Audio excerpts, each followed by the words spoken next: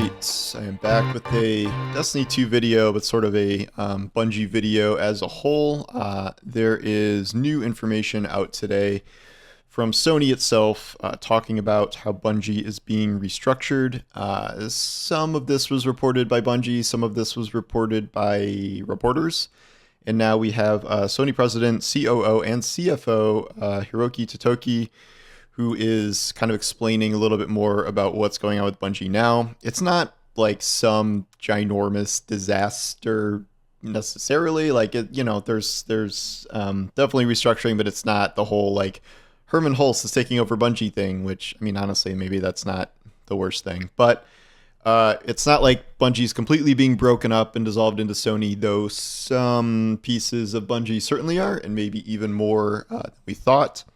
So, what Totoki says is that the rest of Bungie, like what is still core Bungie and is called Bungie, is only working on Destiny 2 and Marathon development. So this is sort of what we heard from good old Pete Parsons, where he says there's like 850 people working on Destiny 2 and Marathon. We don't know the size of the Marathon team exactly, but this is from the last few years, a dramatic reduction in size of the Destiny 2 team.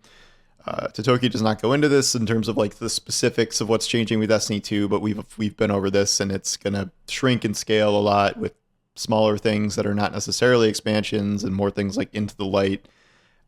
It's smaller. It's going to be smaller for the foreseeable future, but like they're not stopping production on Destiny. Like despite recent issues and these drops and these revenue misses, like they're not just like quitting Destiny. That would just be no revenue for Bungie at all, which I don't think Sony wants to see. But I had this at the end of my article, but like the points that Sony's trying to make here is they're trying to do cost restructuring, portfolio optimization, optimizing studio structure, and enhancing efficiency. The fact that Bungie is not doing all of those things kind of falls on leadership. But the whole leadership thing is very strange at this point. I can't even name any other leaders besides Pete Parsons at this point. Like the leadership team has been really reduced as of late. Like 4 major members are gone, which would be Destiny 2 director Joe Blackburn, and then Katarina Mikado, who was the expansion lead, and they kind of left on their own volition, and they're going to quote new adventures and whatever. But now we have Luke Smith and Mark Noseworthy leaving, where they were developing that Destiny adventure game, and that was canceled a while ago, and now Destiny's being shrunk, and I guess they don't have anything to do, so they're leaving. I don't think they were like fired per se. I think they were just, saw the writing on the wall and left. So I think Sony does want to kind of fill those gaps in terms of guiding where Bungie is going. Again, no one really understands why Pete Parsons is CEO. He's not being replaced, according to this. No Herman Hulst mentions here. Continuing on, one interesting bit of news is that essentially everything else that is not Marathon and Destiny 2 is moving under SIE, Sony, which includes all back office functions at Bungie, which is like most things that are not development. I assume this doesn't include like community and social, because those are still directly connected to Destiny and Marathon, even if it's not, building the game per se. But this is a lot of stuff in the back end with, I don't think it's QA, but like managing Bungie as a company. I assume it's like HR and some stuff like that. That's all being done under Sony. And then we did know that Bungie is moving at least 40 people to a new team, forming a new sub-studio under Sony to make a new game. I think it was Jason Schreier who reported that game is Gummy Bears, which is it's supposed to be good. That's the one thing from my own reporting that I've heard from multiple people, that like of the things Bungie has in development, Gummy Bears is fun and very good. I've heard it's some sort of mix of like a MOBA with teams and stuff, but also like fighting games with like Smash Brothers elements. So it seems very action oriented. It kind of sounds like not anything else I've heard of. So that could be, an interesting move into a new kind of multiplayer space. I assume it's a live game. I assume it's going to have seasons and champions and whatever, but I've heard it's fun. But the new bit of news is that they say all other projects that Bungie is working on are going to move under Sony. So we know that they are incubating other projects, and like there have been some that have been canceled, but there are other projects under incubation. And if they're not currently, Bungie is still going to be continuing to build other projects. So, but all of those are now going to be under Sony, or previously Bungie's goal was to like be this like BioWare, glory days of BioWare and Blizzard Studio with these multiple big franchises. But now it appears core Bungie will be limited to Destiny 2 and Marathon. Of course, this raises, there's a lot of questions about Bungie going forward here, even, with this restructuring. The core questions are how many players are going to stick around with Destiny 2 once it moves into this much reduced form. We're probably not going to know that until Frontiers launches. I'm curious what will happen with Echoes for the rest of the year here. Obviously, I think this Echo has not been terribly well received for the most part. It's sort of a reshuffled season. That's hit or miss. But the other one sounded more interesting with kind of more engaging plot lines with, the Scorn and Fallen and Crow. And then we have the Hive Pantheon and the idea that the Dreadnought's coming back and we're probably going to take it over and fly it somewhere. But if scale is reduced, how many people are going to stick around?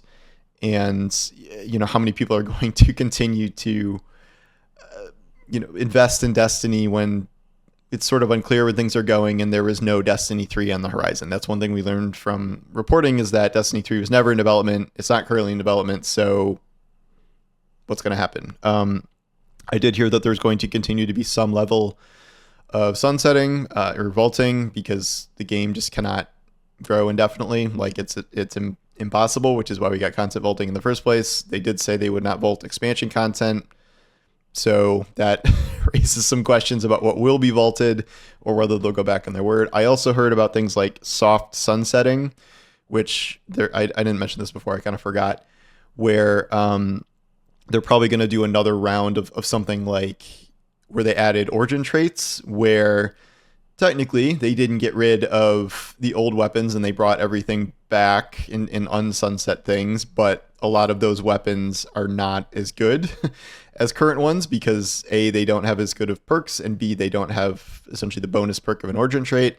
I don't know what form that will take exactly, but that it's probably, it's some form of power creep where like the new weapons will be better in some way and a way to sort of leave other weapons behind. There's some sort of rumor about seasonal Echo activities where like you'll be using season specific weapons for them. That's not something I heard, but it was in one of the rumors where the other parts of it panned out. So I don't know. It's a bit confusing. But back to the Sony stuff. The good news is like Bungie is not being completely dissolved or dismantled. When I was talking about the questions that are raised, the big one going forward for the next year is whether Marathon actually comes out in 2025. I assume it's going to have some sort of alpha or beta, privately or publicly or something, before actual launch, and then how it's received. As we talked about, it is very difficult to break into the multiplayer shooter market. I am somewhat optimistic about Marathon from a few factors. It's Bungie. Bungie is good at making fun shooters, and they're not doing anything crazy, we don't think, like moving to third person. A little concerned about that when they talk about moving to the hero shooter model, and a lot of hero games are third person. Especially you can see those skins you buy, but others like Apex Legends are not. And Valorant, I'm not going to say it wrong this time, Valorant. And then I think it's unique in the space that it's a mainstream extraction game, but it's also not supposed to be like Tarkov. It, at least when it was first presented, sounded like it could have some interesting sort of PvE elements to it, where like you're finding secrets and expanding the map, and it changes in interesting ways, and like that's not really something we see in a lot of other games. It has we saw the trailer. It has a really unique art style. Another thing I've heard is that I ask people, I'm like, does it still have that awesome art style? Because I know Chris Barrett's gone, and Chris Barrett is kind of like a big stylized art guy. That's like sort of his thing. And I'm like, well, if he's gone, is it retaining that? I've heard it's retaining that. I've heard the art team is like kicking ass and it looks awesome. So I think, unlike something like Concord, which may have fun gameplay, but like the vibes are bad in terms of like it just sort of seems like bootleg Guardians of the Galaxy, and they tried this like 70 retros aesthetic that does not really work for most people. I hope Marathon will be able to stand out in a lot of ways, but again, very, very, very hard to break into the multiplayer shooter space when everyone just wants to play Fortnite and Warzone and those games for years and years and years. The third thing is what's going to happen with these other incubated projects. Again, Gummy Bears, people think Gummy Bears is fun. It's not going to be some shooter. It's going to be something new. It doesn't sound like they're going like full MOBA, like they're trying to do League of Legends or something. And if there's one thing about Bungie, I don't think they don't really jump on bandwagons the way other companies do. They were obviously a leader for Destiny 2 in terms of the live service shooter space. Obviously, something like Borderlands took the Diablo concept and did a looter shooter, but everyone was trying to emulate Destiny for many years, and they all failed essentially, more or less. And Marathon sounds like it's pretty unique. Gummy Bears sounds like it's pretty unique from what I've heard. And I don't know what else is being incubated at this point. Matter got canceled. That Destiny adventure game got canceled. I assume the other Destiny stuff got canceled. There was talk about this like PvP spinoff of Destiny, like based on Trials, and NetEase making a Destiny mobile game. I don't think those are still happening. I'm not 100% sure. I haven't heard anything about them other than at one point they were in development. The idea once upon a time was to break up Destiny into like different pieces, where like Destiny 2 would remain as like the PvE thing, but then they'd spin off this like adventure game concept, and then PvP and mobile, but that is not happening, and they're trying to do that at the same time as incubating all these other projects. And like, I think we know at this point one of the main things was they spread themselves too thin, and even Pete Parsons said that in his article. But yeah, so Sony is moving in and taking a heavier hand with things. A lot of the layoffs do seem to be based on Sony moving in to a certain extent and being more quote unquote efficient. Some roles are just like literally dissolved straight into Sony. They said something like 150 roles were not being laid off and they were moving into Sony instead in some ways. Maybe that's some of the back office stuff. We know it's a lot of the, the development teams for something like Gummy Bears or maybe other projects, but that's where things stand right now. I don't think this is like, 5-alarm fire disaster. It says to me that like Bungie wants to retain the core of Bungie and like not write Bungie off and be like, well, this didn't work. Let's just dissolve everyone into Sony completely.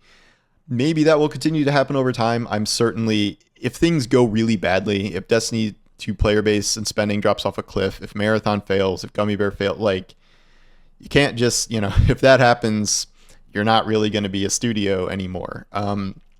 I do still want to have a lot of faith in Bungie given their history, given that they do not produce huge bombs between, they've only done really two big franchises in the modern era, at least, Halo and Destiny. And, those are not failure. You can say whatever you want about Destiny now, but it's been 10 years. Like, come on. Like, yes. And they just had a high note of Final Shape. So, like, clearly they're still able to produce this content. It's just a matter of matching up the content with the right audience and making sure they can retain people, onboard new people, and obviously onboarding people with Destiny has been a huge problem that even with the better onboarding system is still hard to solve because, again, it's been 10 years. So tough. So that's kind of the highlights of the Sony thing today. Maybe there's more. It's hard to get all the information from these like super long calls, but I think that's the gist of it. Let me know what you think in the comments. I don't think this is all like terrible news. It's interesting, and I think it's going to be something to watch in terms of whether Sony keeps taking over. But I think a lot of this depends on Bungie's next few projects and how they go. I would love to hear an official announcement or something about Gummy Bears at some point, but I think everything's really going to be switching to Marathon promotion pretty soon here. And like, yes, there will still be Destiny stuff, but Marathon is going to be the big push that we're going to see over the next 6 months. I assume Marathon won't be out until like summer, fall of 2025, but I guess we'll see. Anyway, thanks for watching, and I'll talk to you soon. Take care.